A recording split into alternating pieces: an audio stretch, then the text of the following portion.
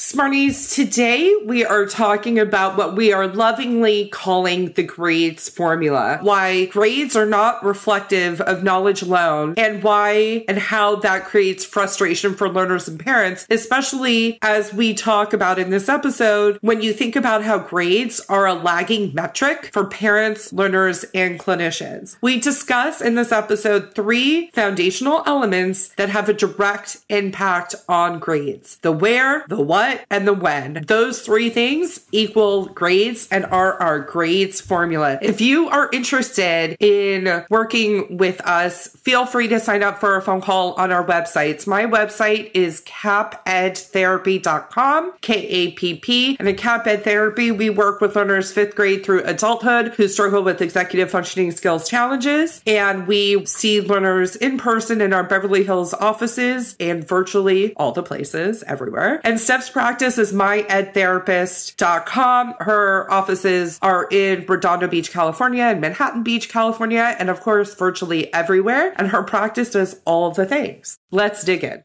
You want to learn faster, but sometimes working harder is just not the answer. You have to learn smarter. The Educational Therapy Podcast.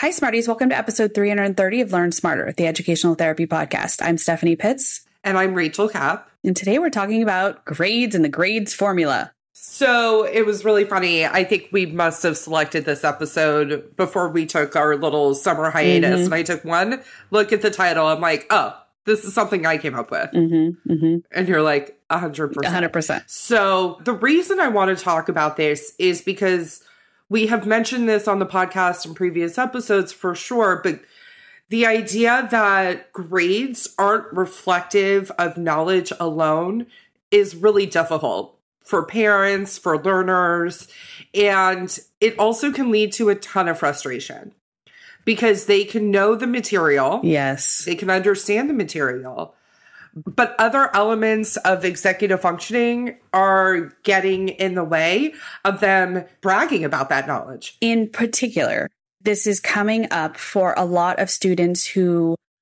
used to do really well in school. Yeah. And over the course of time, something changes, school, grade, expectations, teacher, whatever it is. Yeah, all executive functions, up level, all of the things. And then all of a sudden, I don't know how many times I've had a conversation with a parent where they can pinpoint the school year where everything changed. What do we hear a lot? We usually hear COVID, but usually everything was wonderful in elementary school. And then, yeah, wheels came off the wagon in middle school. And if they have a particularly strong memory, then they can hold it together longer. So sometimes we get that call later, right? Sometimes we get it in high school, but the parent can sit there and say, oh, we just thought that they would grow out of it, or it was just those teachers, or it was just XYZ. It was that school, so we changed schools. And sometimes kids hold it together until college, and then they fall apart. Yeah, so this is why we wanted to talk about sort of foundational things that have a direct impact, a direct connection to grades. And it's also why we say good intervention from our practices. You will see a lot change with your learner. Anxiety will mitigate, family and home life improve. And usually all that stuff happens before the grades because grades are a lagging metric. And that's what I think is challenging oftentimes with grades. And that's where conflict emerges. Yeah. Steph, because it's a lagging metric, meaning we find out after the fact. Yes. That something went awry. That creates those conflicts with parents and learners. For sure. And it takes longer to come back from.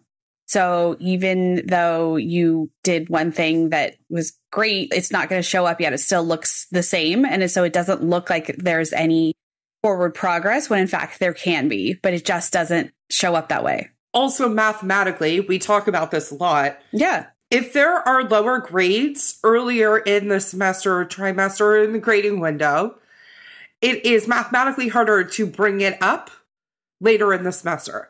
So that's just how the maths, as the kids say. And so the math isn't mathing for making changes sometimes later in the semester, but where you will see a tremendous shift and impact is starting a fresh semester with good intervention. Yeah, with systems in place. And I think this is where we need to talk about what grades really equal. Yeah. Do you want to answer that question? I'm curious how you'll answer it. So what I tell parents when I'm talking about it is a grade is really, can you produce what the teacher wants, when the teacher wants it, and how the teacher wants it? And if you can't do all three simultaneously, you're not getting an A. So let's make that anecdotal, right? So let's say you know where to go. You show up to English class. You're there on time. Great. Do you have what you need? Yeah, they did the assignment. The teacher is asking for it. Do you have it when you need it?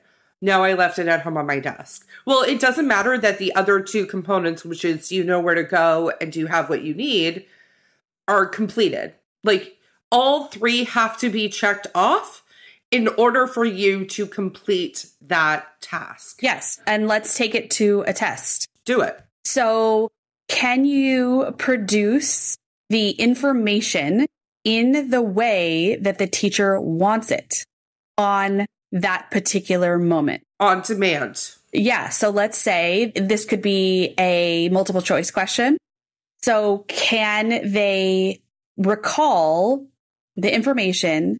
And then when it's not just a straightforward memory question, can they produce the answer in a situation that, you know, there's some teachers that have some very complicated and hard multiple choice questions. For sure. Can they do it in that short period of time that they also have to answer all the other questions? Right? So if they can't recall the information right then and there, and they might have to skip it or guess, and, you know, they think about it, and all of a sudden, how many times it happened to me where you took a test and then a while later you went, oh, that's what it was. It was always after the test when you would talk to the person that we all knew who we would talk to about what answers they gave on the test. Yep. That would be like, I should have included that, right? Exactly. And so that's for an essay, that's for a short answer, that's for anything, right? So it's homework assignments, it's anything that's graded. This is what is going to happen. You have to have all three simultaneously. That exact moment, and it could be not today, but tomorrow or whatever, depends on what the teacher wants. And that is the formula. And if you can't do them all, then you're not getting the A. Even if you understand the information, even if you can explain it verbally or do an amazing project with it or whatever, it doesn't matter because that was not how the teacher for the information at that particular moment. And then simple things like turning something in on time, showing up on time. So these are why we talk about those foundational systems as being essential. This is why we start with all learners with foundational systems, whether or not learners and parents think they have it covered. Oftentimes they are unnecessarily overcomplicated. They're not synced across all platforms. They're not accessible.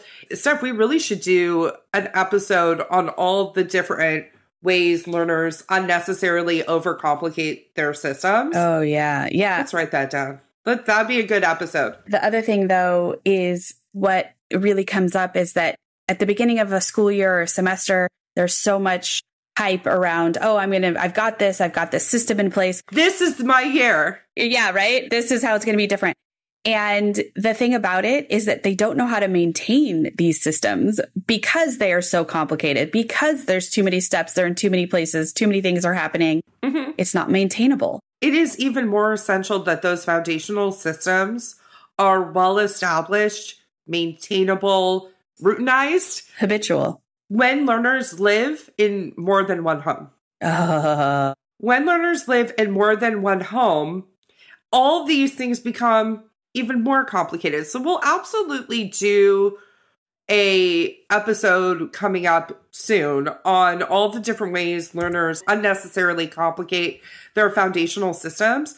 But those foundational systems are the first, most important, most crucial step to having a long-term impact on their functioning, on their anxiety level, and on the most lagging metric of all, which are grades. Grades. So, Smarties, we hope we gave you something to think about as the year is getting started and we're all coming in with a fresh attitude. And remember, all learners say at the start of a semester, this is the year it's going to be different. But if you're doing all the same things they were doing before, by the way, they mean it. Of course they mean it. They're not BSing us. No. They mean it. That is the intention. The intentions are there, but the steps and follow through are not different. So it's going to have the same exact outcome. And I will just add, you mentioned this, Steph. The learners who struggle with executive functioning skills challenges and who struggle with these foundational systems are not a population of if you build it, they will use it. No. So just because you have provided the foundational systems for them, that's great. But if it's something that they struggle with, the focus also has to be on maintenance and making it maintainable and habitual. Yeah. By the way, none of this stuff is overtly challenging. No. All our foundational system stuff is very simple because we want it to be maintainable and achievable. And yeah, easy. And, you know, I wish I could get a 6-pack once and then just have it forever. Okay, so what she's talking about is that one of the metaphors we always use is you wouldn't go to the gym once and expect a 6-pack and the 6-pack be there for the rest of your life. If we did, all of us would walk around. Wouldn't that be lovely? It'd be wonderful. Yeah. You want a 6-pack, you got to keep working towards that. You can go to the personal trainer and learn how to do crunches. But where's the accountability that guides you towards the 6-pack? But then you have to do them. Yeah, that's when I see like on Kardashians or something and they put on like that suit. Do you know what I'm talking about? It's like this bodysuit that you put on and you like open your arms and you like go up and down and squatting or whatever. But it's like triple X's or a million X's, like the efficacy of the workout. Anyway. I see. It'd be nice. Wouldn't that be nice? Yeah. Anyway. We hope we've given you guys some things to think about. And with that, have a great week. Have a great week.